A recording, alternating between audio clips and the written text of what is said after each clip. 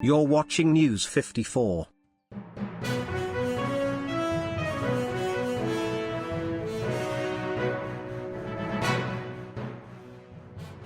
The nationwide curfew is hereby extended for a further containment. The President Uhuru's nation address to the public has been long-awaited thing for Kenyans.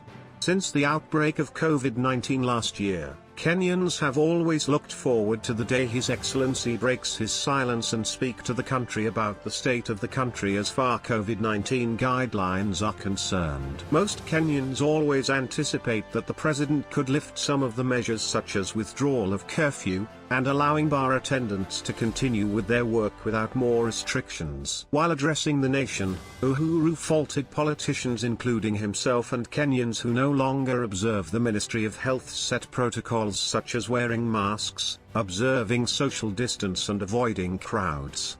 He stated that it was as a result of such actions that have propelled the spread of the third wave of the virus. Uhuru stated that despite the harsh reality currently, Kenyans will once again have to bear new measures.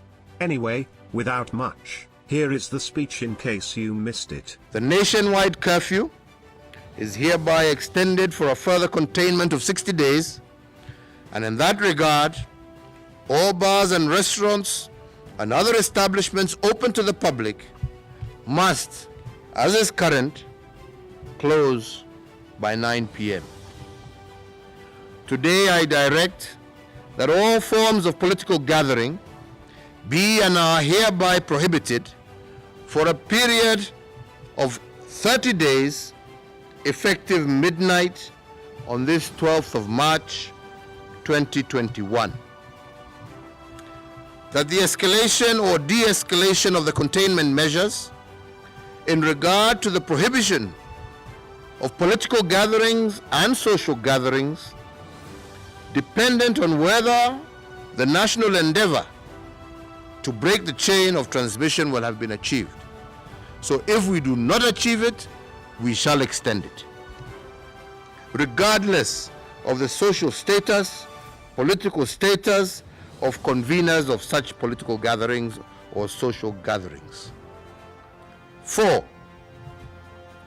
In regard to funerals, cremations, and other interment ceremonies, it is directed that these ceremonies shall be conducted strictly within 72 hours of confirmation of death. That attendees of celebrations of weddings and other traditional unions and rites is hereby capped at 100 persons. There shall continue to be strict maintenance and enforcement of public social health measures, including regular washing of hands with soap and water, or use of sanitizers, physical and social distancing in all public areas.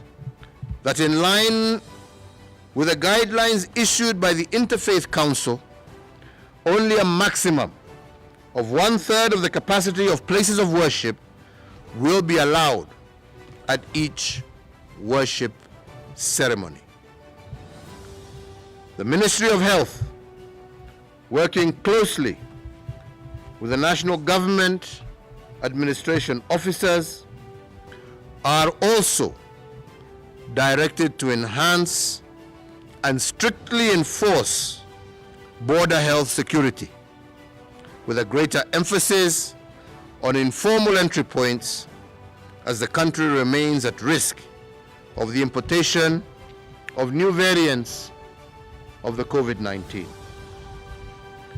The Ministry of Health shall strengthen the existing COVID-19, that all isolation facilities in the country must be maintained at a high state of preparedness through continuous capacity building and provisions of adequate PPEs for healthcare workers, supported by the continuous implementation of infection prevention and control measures.